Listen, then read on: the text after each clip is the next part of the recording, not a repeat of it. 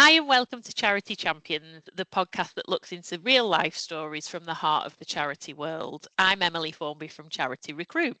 Today's guest is someone who lives and breathes reinvention, Clare Roberts-Molloy. Starting with a breakthrough moment at 39, she transformed her life from unhappiness and overwhelm to launching a successful coaching practice, leading notable non-for-profits like Period Matters, founding TED Talks Wolverhampton, chairing boards, and she's even completed an MBA and a virtual marathon. Clare now builds bold second acts for women over 40, helping them reclaim confidence, purpose, and leadership. Our conversation today explores courage, burnout, governance, impact, and why it's never too late to start all over again. So welcome, Clare. Thank you, Emily. It's lovely to be here with you. It's great to actually meet with you. And I know you actually run your own podcast series as well, don't you? So you're on the other side of the chair today. How do you feel about that? Take it easy on me is all I request.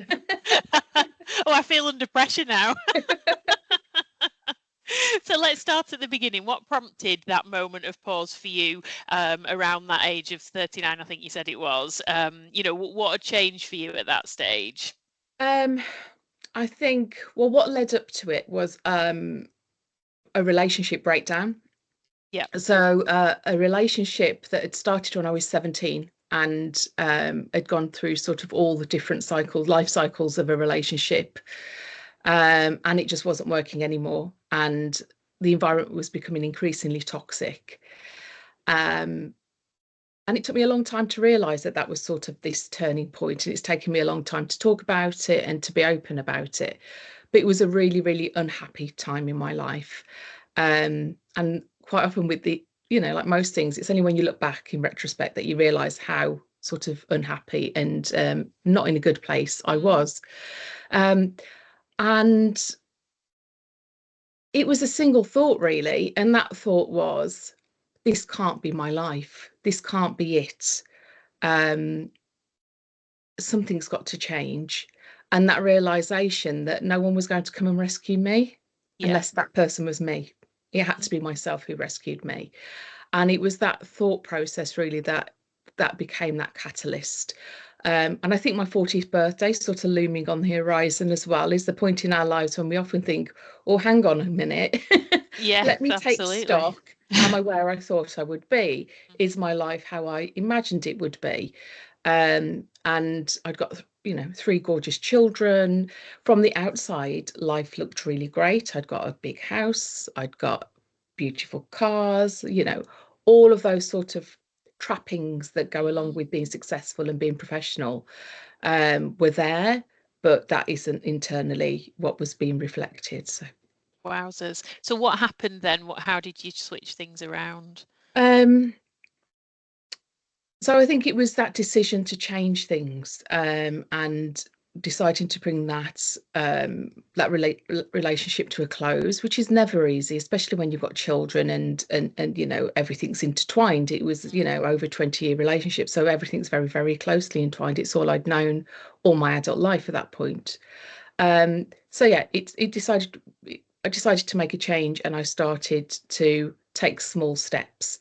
And one of the big catalysts for me at that time was I actually met the lady who then became my wife. So that became a big catalyst to that process as well. And then things started to move really, really quickly from that point. Right. Yeah. Right. Wow. Yeah. And so from a work point of view, what happened? Where were you at from a work point of view there? From a work point of view, gosh, I was working full time. Really unhappy in my role. Things just weren't. I think it's one part of your life starts to unwind, and it's often linked to other parts of your life that are equally as unhappy. So I was looking for a complete change, and that's what I brought around. So at the age of 39, I changed relationships, left one relationship, started another relationship. Changed home, moved 3 children, hook, line and sinker into a whole new life, and started to look at my career as well. So I changed roles, realised that deep down I wanted to do more things for me fundamentally, and being employed and doing the roles I was doing, although I was making impact in those roles and doing well in those roles, wasn't where I wanted to be. Right. And I knew I wanted to work for myself, and I knew I Yeah. wanted to make more impact in the work that I did. Yes. And so how did you go about starting that process? Small steps. That's what I always say. You have to start with the first step and then take the next step. And sometimes you don't know what the next step's going to be until you've taken the first step. I always think it's like walking through a thick fog, if you've ever done that, and you can only see that very small gap ahead of you. Right, okay. So you're focusing on that small So you thing. just take, well, what's that next step I can see? And what's that next step I can see? And sometimes that's how you have to do it. And slowly that path might be clear in front of you. And that certainly was my experience at the time. So yes, I changed role. I moved into the charity sector, Yeah. which is the first time I did that. I'd always worked in the private sector. So that in Usually the itself is a difficult step, isn't it? Moving from a for-profit step into that charity, not-for-profit world is a hard one to go through. How did you get that break? How did I get that break? I saw the opportunity. I saw a job advert, Right. and I thought, it's like I'm very much into intuition, and going with what your gut tells you is right. Yeah. And as I said, I've done a lot of work on my value base over the years, and one of my biggest values is contribution. Right. And in the roles I was in, I wasn't making the level of contribution and impact that I wanted to make, that felt right and aligned for me. So I saw a job opportunity come up, and it was with a local YMCA. Okay. Um, and I thought, oh, actually, this feels interesting. This feels like it could be more in alignment. So I went for that role, and I was successful in that role. So that was my first step into the voluntary and charity sector, outside of my own volunteering that I did anyway. Yeah. So that was that first step. Yeah. And what shaped the next sort of few years of that journey for you? Um, so yeah, so I'm just trying to think. So I was probably in my early 40s when I made that step into there. Just rewinding slightly, Emily, if that's okay. While I was still working in the private sector, and again looking for that sort of thing that would click, something Yeah. didn't feel right. I founded Periods Matter, Oh, my right. charity. Okay. Right. So just before that. Um, so it was back in 2018, beginning of 2018, I did that. So I was 41. How did that idea come around then? Where did Period Matter start? So it started from my lunch break at I was sitting in my office on my lunch break, feeling a bit despondent about things, and thinking, oh, is this role that I was in at the time right for me? And I was reading the BBC News website. Other news websites are available, but and I saw an article on period poverty. Right. And I'd never come across the term before. And it was talking about a group of students, I think Oxford or Cambridge, around that area, and they were doing a project around homelessness and period poverty. And it really, really struck me, because I hadn't thought of it before, hadn't really come across the term before. And it made me think, well, if you were homeless and you had nowhere to sleep, or very vulnerable housing and sleeping conditions, you didn't have access to bathrooms, you hadn't got money to buy things, period products and all of that, I thought, what would you do? And I thought, oh God, what a horrible, horrible situation to find yourself in. Absolutely. um I thought, oh, I need to get involved with this, I need to do something about this. So I started Googling, was anyone doing anything local to me? Was anyone doing anything in the Wolverhampton area or the Birmingham area, or anything within the West Midlands that I could get involved in? And I couldn't find anything.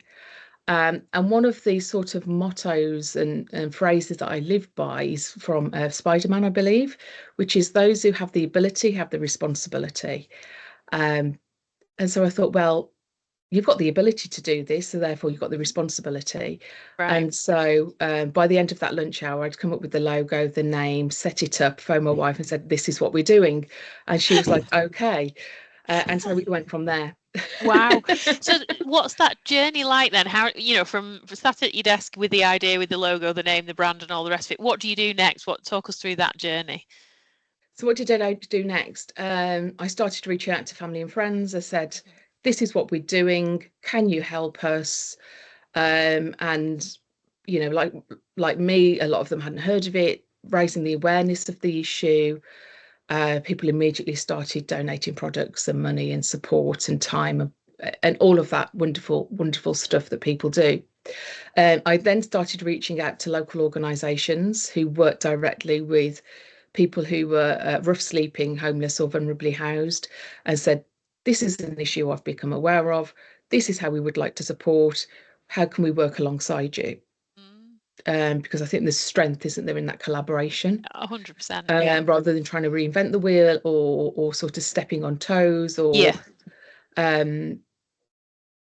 or causing more harm than good, which is what we always want to avoid. Yeah. And I was also very, very aware that I hadn't started a charity before. And I was coming from a place of good intention, but also a place of naivety because I hadn't done it before. So I was willing to learn and be open to that learning from other organisations who were already working in that space. So started working alongside those organisations. The work we did caught the attention of the local authority within a few months. Right. So our focus at the beginning was very much around, as I said, homeless women, rough sleeping women and vulnerably housed women.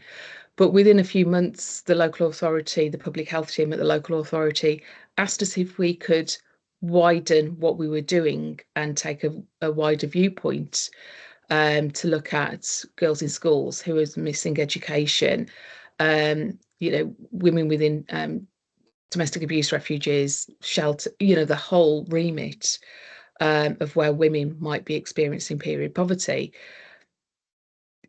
We're a handful of volunteers at this point. Yeah. We still are a handful of volunteers in many, many aspects.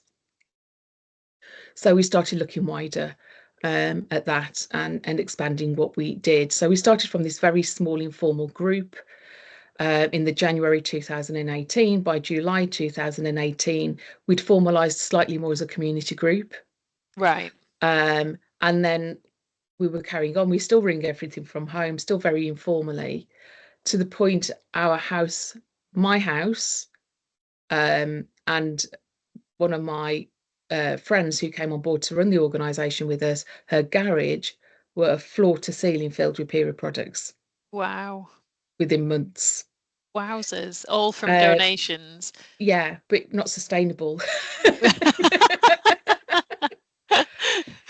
So we thought, right, we need to find premises, we need to get a funding and all of these things. So that set us off onto our next sort of period of growth, no pun intended. And yeah, so we started to formalise a little bit more. And by the following year, in the May time, the following year, we became a fully registered charity and had got lottery funding and everything else, and got premises and things. Wow. So we could, because one of my sons, his bedroom was being used as our storage facility, which, while handy for his girlfriend, was probably less impressive to him. So, oh dear me, what was his view on that? All of our children have always been really supportive. They know a lot about menstruation, my boys, which has been great for their female colleagues that they support, and as I say, girlfriends and female friends. Yeah. They've got a really, really broad education, let's say. That's having me and my wife as their parents. Well, good. Hopefully they'll go on to educate some of their peers about it as well. Yeah. So what was your support network like around that time? From taking the charity through that journey, who were you getting advice from? What was that network like? I think we joined sort of the period poverty movement, if you like, so I don't know if these are the right words, but sort of at that right time, as it was a really growing, as awareness was really growing around it. So there were other organisations that were doing work in other areas, such as Bloody Good Period, or a London-based organisation who do great work. There was another organisation in the next county to us called Period Power. So it was starting to work alongside them, seeing what they do, supporting each other, getting knowledge from each other, speaking alongside people on panels around Menstrual Health Day, supporting each other's events. And then during COVID time, like Bloody Good Period set up the Menstrual Activist Network. So being part of that. So there was that sort of sector-based support going on. And then a lot of support, as I say, from family, from friends, from a lot of friends who came on board to become trustees of the charity and are still trustees of the charity to today. So and a lot of community support from my wider network as well that still continues. That's brilliant. And what does the organisation look like now? Talk us through the specifics of the organisation. So we're still really small, despite our branding, which was done by a fantastic female graphic designer. People look at our branding and think we're this national organisation, which makes us chuckle, but it does mean we get some really interesting phone calls and inquiries. So we still have a small board of 4 or 5 trustees. Right. And I was the chair of the board all the way up until February this year, when I became CEO. Right. So that was an interesting development in the organisation. We'd never had a paid member of staff before. So again, we got funding for that. I'm not a full-time CEO. I'm very much part-time. So I still do a lot of time volunteering for the organisation. But it brings a different dynamic. And for me personally, as a founder, it was a very interesting journey because of all the considerations around that. And being CEO, it does mean that I'm now in a position where the board could get rid of me if they wanted to. And I could, lose my role in the organisation that I founded. So wow. That was an interesting move. I was going to say, what were the considerations at that point? Talk me through the journey from your own point of view and the board, how that all came about. Yeah, it was something we'd been talking about for a good 18 months. And it was never ever assumed that it would be me who was the CEO. Right. So we wanted to make that really clear. We wanted to keep an open mind and we wanted to do what was best for the organisation. So it was, something we discussed. I wrote up papers as the chair on proposals for this role, what it could mean, what it would look like, what it would mean for the board, and different scenarios, what it would mean if I stayed on as chair and we brought an external CEO, what it could look like if I was selected to be the CEO, all of these considerations. So we went through quite a lengthy thought process about it. But we knew that if we wanted to achieve as an organisation our next steps and make the impact that we wanted to make, then we were going to have to make a change, that the status quo wasn't going to cut it anymore. And so we did. So we designed the job description and the person spec. Well, I say I didn't, because I knew I would be applying for it. Yes. I actually stepped out at that point.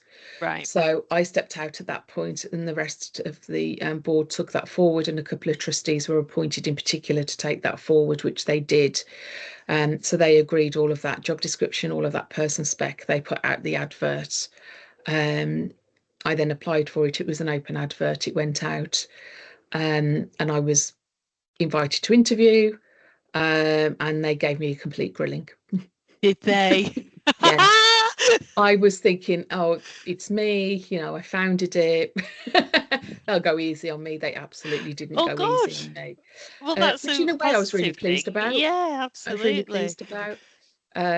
They probably went harder on you than they did on the external candidate. Probably, very, very likely. But then they did decide to appoint me. Yeah. Which was wonderful. The other thing we also had to consider at the time was my wife was also a trustee, and Right. obviously that would then become an absolute conflict of interest. So she had to step down from the board as well. Right. So she Goodness. still supports because of her specialisms, her professional specialisms. She still supports in a co-opted manner, but Right. she isn't a trustee Right. on the charity commission. Mm. Yeah.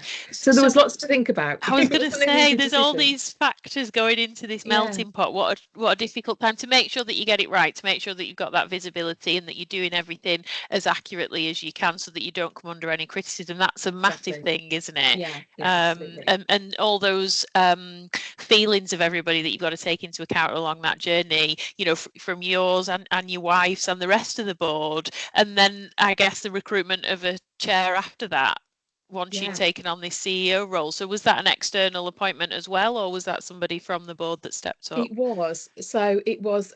So just before we'd and sort of as a board said, okay, we do need to look at bringing in a CEO.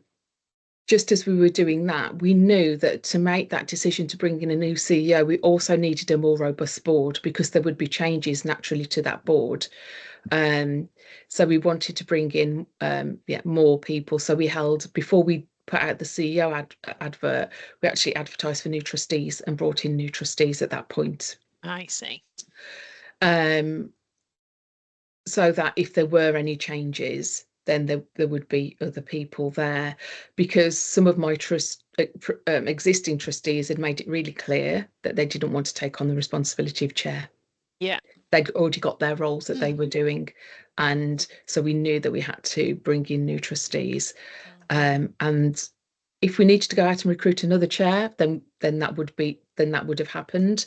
But as it turned out, one of the new trustees said she would like to be considered, and she was appointed the chair. Excellent. Yeah. Which I think is quite nice, isn't it? Because that she's not got the history with yourself founding the organisation and taking it to where it was. Then she's sort of come in at a similar time, and therefore you're working in partnership. It's a little bit different, isn't it? And it Than gives having fresh what's gone perspectives. before and a new perspective. Yeah, absolutely.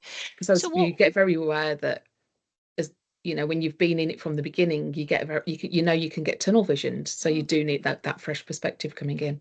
Absolutely. And so this decision to recruit a CEO, was that from an external point of view, so that you were more structured throughout the operation, or what was the reason for needing that CEO, I guess is the question. Because we were all very much volunteers, we needed the time within the organisation, dedicated time. And I think when you're volunteers, and as you said, I've got many other hats, that I wear as well, with my coaching and various other things I do. So it was difficult just constantly dipping in and out with no one having any set time put aside. Whereas I think we knew that if we wanted that, then it needed to be a paid for role, really, to dedicate that time. As I say, I'm very much part-time in that role. We haven't got endless funding. It's a very small pot of funding. And I do a lot more outside of that as well, in a volunteer capacity for the organisation, but we knew it needed that dedicated time. We also wanted to take on more strategic activities locally, regionally and nationally as well, to build the profile, not just of our organisation, but of awareness around the issue continuing. And we sort of got to the point where when I first founded the organisation, we had quite a clear strategy that we wouldn't exist within 5 years because we would have solved the problem. Oh, wow. That's how naive we were. But period poverty is one element of poverty overall. And obviously we're not, as a small organisation, going to resolve all of the country's poverty. But we also realised that our work in distributing period products was putting a sticking plaster on the issue. Right. And so we needed to do more strategic work, and we wanted to be active at that more strategic level. And again, that takes time, that takes energy. And I think if you have somebody turning up as a CEO of your organisation, it gives you, as you say, a more formalised structure, rather than saying, I'm a trustee or I'm a volunteer for an organisation. I think it opens more doors. Unfortunately, maybe it shouldn't have to do that, but I think sometimes it does help.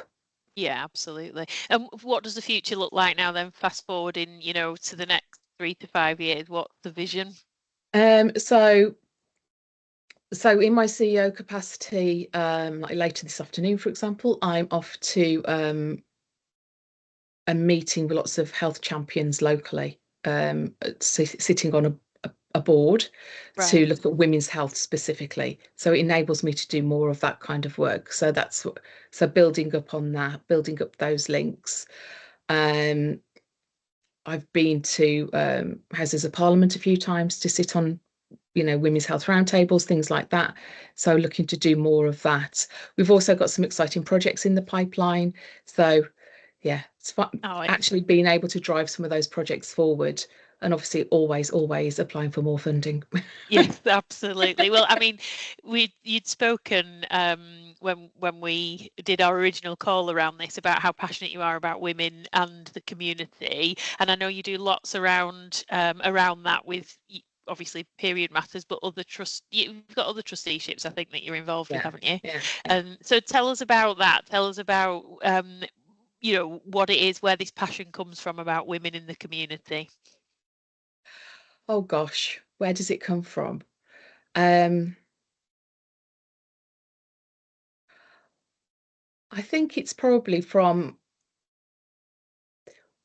being a child and seeing how things happened in communities when women got behind it.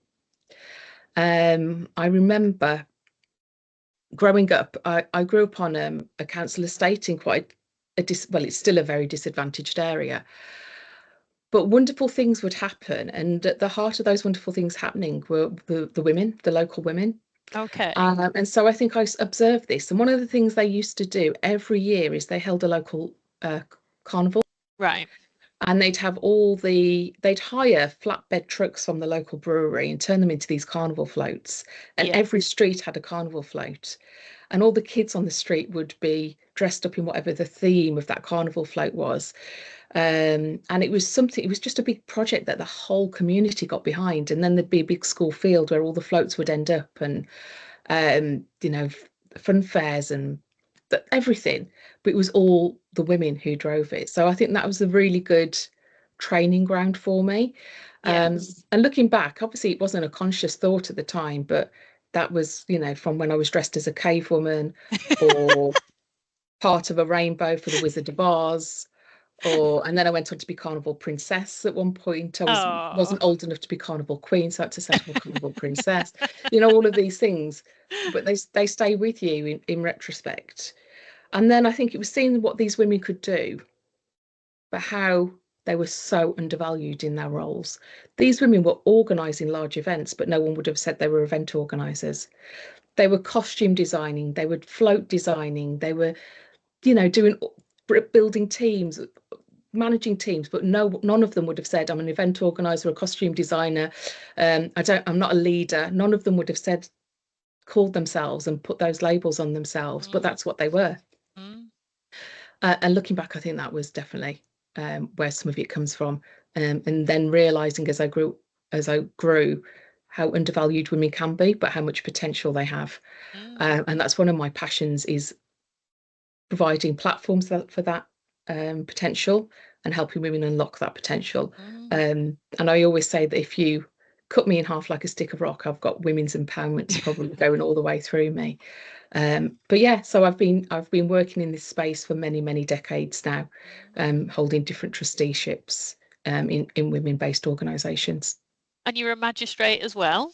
I am, yes, yeah. Where on earth do you find the time for all these things? So yeah, I used to say I don't sleep a lot, but I do try and sleep more now, a little bit more anyway. But just being organised, I do a lot of time blocking. So I will go, right, for this time block, I'm doing this, for this time block, I'm doing that. I've got a whole theory around this thing around multitasking, and women are told to multitask, and I think it's actually not the best thing. I think we need to focus our time. We can do lots of things, but only one thing at a time. Right. Go on, talk Yeah. to me a bit more about that then. Oh, this is going to be my TED talk when I Oh, really? Yeah, because I run TEDx events. Yeah. Is one of the other hats I wear, which is a not-for-profit again, so still within the voluntary community sector. And I've coached and supported around 100 people onto a TEDx stage. Have But you people always say to really? me, yeah, but people Wow. always say to me, what's your TED talk going to be about? And it's going to be about the myth of multitasking. Oh, okay. Well, look, when you've done that TED talk, we'll have a Yeah, I was listen, going and to say then I could perhaps you talk to can you, but come it'd back take on. another hour, Annalise, so we haven't got time. Yeah, we'll put that into another episode. Oh, dearie me, excellent. So, in terms of that, the sort of coaching side of your work, talk me through that. Do you only coach women, or have you coached both men and I women? coach.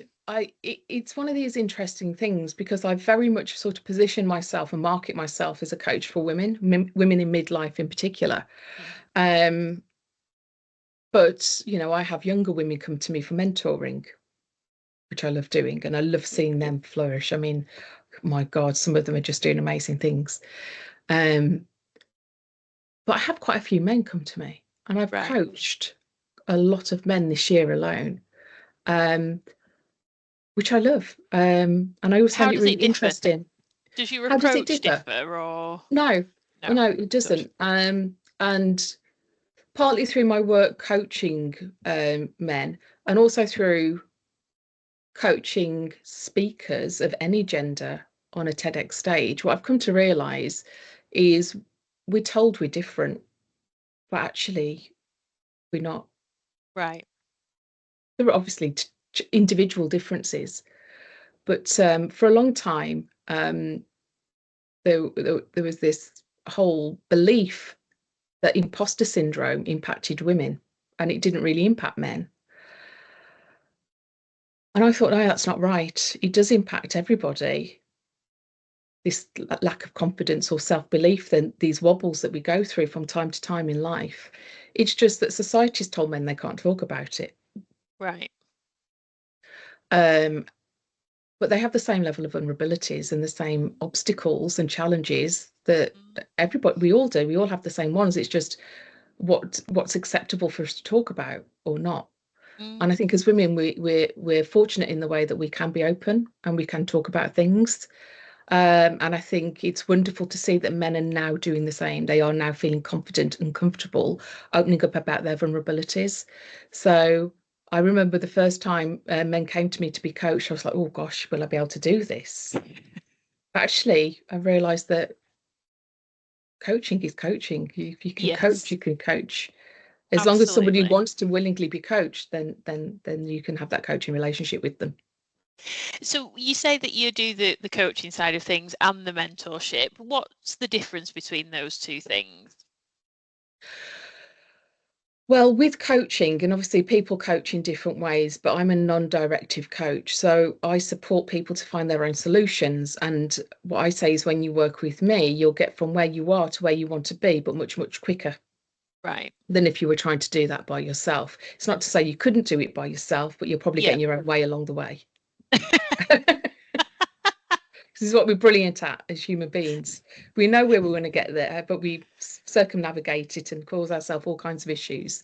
And I think when you work with a coach, they help you to sort of move yourself out of the way, realize the BS and the excuses and everything else you're telling yourself, and get you there that little bit quicker. With mentorship, it can be more directive. Right. So you're making more suggestions and being more of a role model. That's how I Yeah. see it. I mean, people have different definitions and different ways of doing things. But yeah, so the language I use and the conversations I have with anyone I might mentor are very different to those I would have when I'm coaching. Yeah, I can understand that. Yeah. So if you were to think about one message for our listeners today, what would that takeaway moment be from your story so far? I think for me, everything changed when I decided that I was the author and the hero of my own story, Okay. Yeah. and no one else could write it for me. And with that in mind, I've then done everything since that follows my passion and my values. And that's what I live in alignment with. And it sounds a bit woo, but that's that's how it is. And everything I do now is aligned with that. And if it's not in alignment with it, then I don't do it. It's about being brave, I suppose, isn't it, in that situation, you know, and taking accountability and ownership. And that can be really difficult for a lot of people in a lot of different situations, can't it? And it's finding Absolutely. that one moment where you feel, do you know what, I can do this. Yeah. And I guess that's different for everybody, isn't it? Yeah, but because one of the sort of arms to my coaching is I'm a feel the fear and do it anyway licensed practitioner. There aren't many of us in the country, but you can look it up on their website I and was going see to if there's say that anyone again. locally. I didn't say that Feel again. the fear and do it anyway, licensed practitioner. If you look it up on the website, you'll see if there's anyone local to you. But I'm sort of in the Midlands, right. And one of the things that teaches is that you talk about courage, you talk about being bold, and often we don't do these moves because we're fearful of the outcome. What we're actually fearful of is that we won't be able to handle it, but we can. Yes. Because we've already handled lots of hard stuff before. We've all been through hard stuff before. Absolutely. Oh, I'm all over this, Claire. Thank you so much for sharing so openly with us this morning. It's been absolutely brilliant, and I've loved your story, and I'm confident that you'll have inspired lots of our listeners. So thank you for taking the time to come on. And if you want to check Claire out, have a look at her LinkedIn profile, have a look at the coaching work that she does and that mentorship, and obviously have a look at around the website as well. And obviously, if you're enjoying Charity Champions, please do subscribe to our YouTube channel and share where appropriate. Thanks so much for listening, and thanks, Claire.